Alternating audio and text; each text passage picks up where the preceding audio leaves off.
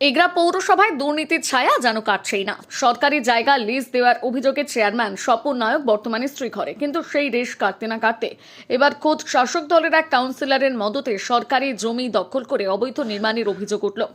এই ঘটনাকে কেন্দ্র করে ফের রাজনৈতিক ও প্রশাসনিক মহলে চাঞ্চল্য ছড়িয়েছে পূর্ব মেদিনীপুরের এগরা পৌর এলাকায়। স্থানীয় সূত্রে খবর, এগরা পৌরসভা ৬ নম্বর ওয়ার্ডে একটি সরকারি ১ নম্বর খতিয়ানের জায়গায় জবরদখল করে সেখানে স্থায়ী নির্মাণ করে বাড়ি তৈরি হচ্ছে। অভিযোগের তীর ৮ নম্বর ওয়ার্ডের কাউন্সিলরদের দেবদুর্লভ মাইতির বিরুদ্ধে। স্থানীয়দের দাবি, কাউন্সিলরের সরাসরি মদতে ৮ নম্বর ওয়ার্ডের বাসিন্দা কার্তিক চন্দ্র দাস নামক এক ব্যক্তি এই অবৈধ নির্মাণ করছেন। ইতিমধ্যে এই বিষয়ে প্রতিকার চেয়ে ৬ নম্বর ওয়ার্ডের বাসিন্দারা বিএলআর ও তরুণ কুমার মাইতি এবং মহকুমার শাসক করমবীর কেশবের কাছে লিখিত অভিযোগ জমা দিয়েছে। চেয়ারম্যানের গ্রেপ্তারের পর সেখানে প্রশাসনের আরও সতর্ক হওয়া উচিত ছিল। সেখানে কিভাবে একজন কাউন্সিলর বুক ফুলিয়ে এমন কাজ করছেন তা নিয়ে প্রশ্ন তুলেছে বিরোধী শিবির। স্থানীয় বিজেপি নেতৃত্ব এই বিষয়ে কি দাবি করেছে শোনাবো। আপনার নাম? আমার নাম কার্তিক চন্দ্র দাস। আপনার বাড়ি? আমার বাড়ি এই ওয়ার্ডে ৮ নম্বর ওয়ার্ড। দাদা, এই যে জায়গায় আপনি ঘর করছেন, এটা কি সরকারি জায়গা? হ্যাঁ, এখানে এখানে জায়গা, খাস জায়গা। তো এখানে কিভাবে ঘর করছেন? কোন পাট্টা পেয়েছেন? হ্যাঁ, পাট্টা পেয়েছি। এখন পৌরসভা থেকে এখন তো স্বার্থ এরকম একটা অবস্থায় আছেন, এই জন্য কিছু করা যাচ্ছে না। আরও অনেক কিছু দিতেন, কিন্তু সেটা পাচ্ছি না। এখন নিজের খরচায় এই ঘরটা করছি। হ্যাঁ, আর পাট্টা আপনাকে কে দিয়েছে? পাট্টা আমাকে, পাট্টা বলতে একটা দিয়েছে। এখন পৌরসভা থেকে কাগজ দিয়েছে, তারপরে পাট্টা বানানো হবে। কে, মানে ওই কাগজটা কে দিয়েছেন? চেয়ারম্যান তো নেই। চেয়ারম্যান সাহেব আগে দিয়েছে। আগে দিয়েছেন? হ্যাঁ, সেই কাগজের ভিত্তিতে আপনি ঘর করছেন? কাজ হচ্ছে। আর আমাদের এখানে কমিশনারকে ভার দিয়েছে। কমিশনার বলতে কাউন্সিলর? কাউন্সিলর, তাকে দায়িত্ব দেওয়া হয়েছে। আচ্ছা, দেবদুর্লভ মাইতি।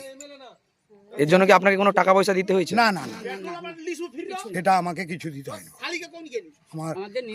আমি নিরুপায় হয়ে আমি কতবার ছুটেছি। আমি ভূমিহীনের কাগজ দিয়েছি, তারপরে সে এই যে দিয়েছি না আপনার, সে নিজ ভূমি, তার দরখাস্ত দিয়েছি। রেশন কার্ড জেরক্স, আধার কার্ড জেরক্স, 1 কপি ফটো, হ্যাঁ, এসব দিয়েছি। এই বিষয়ে বলতে, পৌরসভার চেয়ারম্যান ওই জায়গাটা শ্মশান যাত্রীদের কিংবা মৃত্যুর পরে নানা ব্যক্তিদের যাকে সৎকার করার জন্য বিভিন্ন হাঁড়ি ফেলা হয়, তো এইভাবে অকেজো হয়ে জায়গাটা পড়েছিল। এটা কিন্তু মানে 1 নম্বর খতিয়ানের জায়গা। তারপর চেয়ারম্যান আমাকে একদিন বলেছিল, নিয়ে ওই জায়গাটা পড়ে আছে, ডেপুটি ম্যাজিস্ট্রেট মণ্ডলবাবু, উনি একজন খুব দরিদ্র মানুষ, ওনাকে একটু বসার জন্য আবেদন করছে। আমি দেখুন, পৌরসভার দিক থেকে যেহেতু আপনি চেয়ারম্যান, আপনার উপর তো আমি নেই, অতএব উনি মেজারমেন্ট করে ডেপুটি ম্যাজিস্ট্রেটের কথা অনুযায়ী ওনাকে কিন্তু বসায়। আর বাকি 2-3টা প্লট একটু পড়েছিল, এইটুকু যা জানি। কিন্তু যে জায়গার উপর বর্তমান ঘর হচ্ছে, ওই জায়গাটাই কি চেয়ারম্যান দিয়েছিলেন? না, সেটা আমার কাছে জানা নেই। চেয়ারম্যান এইটুকু আমার কথা বলেছিলেন যে ওই 3টা মতো প্লট বেরিয়েছে, একজনকে বসানো হয়েছে ডেপুটি ম্যাজিস্ট্রেটের কথা অনুযায়ী। আর বাকি 2টো প্লট থাকলো, সেটা পরে কীভাবে কী অ্যারেঞ্জমেন্ট করা যাবে, কীভাবে দিন দুঃখী মানুষ, সেটা চিন্তা ভাবনা করে একটা সিদ্ধান্ত নেওয়া হয়। কিন্তু ওই প্লটে দেখা যাচ্ছে অলরেডি একজনের ঘর আগে থেকে আছে, বাকি নতুন করে আবার আলাদা লোক ঘর করছে। আমাকে ওভার টেলিফোনে কেউ বলেছিল যে এরকম ওইখানে বসে, আমি বলি আমি তো একটু ব্যস্ততার মধ্যে ছিলাম স্কুলের কাজে, মানে যাওয়ার সময় হয়নি। হ্যাঁ, তবে বিষয়ে জানলাম যে হ্যাঁ, ওইখানে মোটামুটি একটা নির্মাণের কাজ চলছে। আপনার তো কোনো জানা নেই, মানে আপনাদেরকে জানান না? আমার কোনো জানা নেই।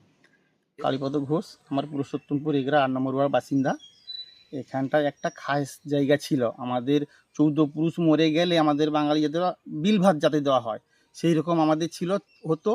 তারপরে কিছুদিন দেখছি এখানটায় কাউন্সিলর, আমাদের 8 নম্বরের কাউন্সিলর এসে মাপামাপি করছে। কি ব্যাপার, হয়তো আমাদের জায়গাটাকে বের করবে। ঠিক আছে, বের করছে। বের করে দেখলাম যে তারপরে দেখছি দুজন লোক বাড়ি করছে, হঠাৎ বাড়ি করছে। কী ব্যাপার, না আমাকে জায়গা দিয়েছে, এই দিয়েছে সে দিয়েছে এরকম বলছে। তারপরে কে দিয়েছে তা জানি না, চেয়ারম্যান দিয়েছে কি কাউন্সিলর দিয়েছে, কে কোথা থেকে কি পেলো, কি পাট্টা পেলো তা জানি না। মোটামুটি দেখছি ঘর হয়ে যাচ্ছে এখানটায়। তো এই ব্যাপার, তাকে জিজ্ঞাসা করলাম যে তুমি যেখানে ঘর করছো তাহলে 6 নম্বরে, না আমার সব সে ওরা ওপর থেকে দিয়েছে, মুখ দিয়েছে, তুমুক দিয়েছে, এরকম বলছে। আর কোনো গুরুত্ব দেয়নি, দেখছি ঘর হয়ে যাচ্ছে। তবুও আমরা প্রতিবাদ করেছিলাম, একটু আমাদের বিল ভাত পড়ে কি মাঠের দিকে যাবো, এই রাস্তা, সে এইটুকু দিয়ে এরকম করে তার ঘর হয়ে এটা সারা পশ্চিমবঙ্গ জুড়ে মানুষ দেখছে, এগুলারও ব্যতিক্রম নয়। তবে একটা প্রশ্ন, আমাদের এগুলা পৌরসভার যে চেয়ারম্যান, সেই চেয়ারম্যানকেও একই ঘটনার পরিপ্রেক্ষিতে 2023 সালের ঘটনায় একটি সরকারি জায়গা 1 নম্বর খতিয়ানের অবৈধ লিজ দেওয়ার জন্য তিনাকে গ্রেপ্তার করা হয়েছে এবং তিনি বর্তমান জেল কাস্টাডিতে আছে, যদিও যেটা বিচার ব্যবস্থার মধ্যে আছেন। ঠিক আমাদের প্রশ্ন এখানে যে যে চেয়ারম্যান তৃণমূল তার স্বচ্ছতার জন্য বারবার চিৎকার করে বেড়াচ্ছে যে চেয়ারম্যান দুর্নীতির সঙ্গে যুক্ত, তাই তাকে গ্রেপ্তার করা হয়েছে।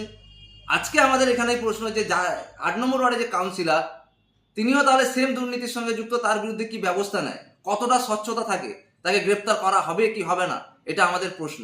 এখানেই পরিষ্কার হয়ে যাবে যে তৃণমূল সত্যি দুর্নীতির সঙ্গে আপোষ করে চলে না দুর্নীতির বিরুদ্ধে। এগুলার মানুষ তাকিয়ে আছে এই প্রশ্নের উত্তর খুঁজতে। এটাই আপনারা আগামী দিনে মানুষ জানতে পারবে আপনাদের মাধ্যমে, পুলিশ প্রশাসন কতটা সক্রিয়ভাবে গ্রেপ্তার করে তাকে বা তার বিরুদ্ধে আইনত ব্যবস্থা নেন, এবং তৃণমূল কংগ্রেস তার বিরুদ্ধে কি ব্যবস্থা নেন। আপনারা কি এই বিষয়ে আন্দোলনে নামবেন? অবশ্যই আন্দোলনে নামবো। আমরা আগে দেখি যে ওনাদের দল যে চিৎকার করে চারিদিকে চিৎকার করে বেড়াচ্ছে আমরা দুর্নীতির বিরুদ্ধে কতটা দুর্নীতির বিরুদ্ধে আছে সেটা দেখি, তারপর আমরা নিশ্চয়ই আন্দোলনে যাব।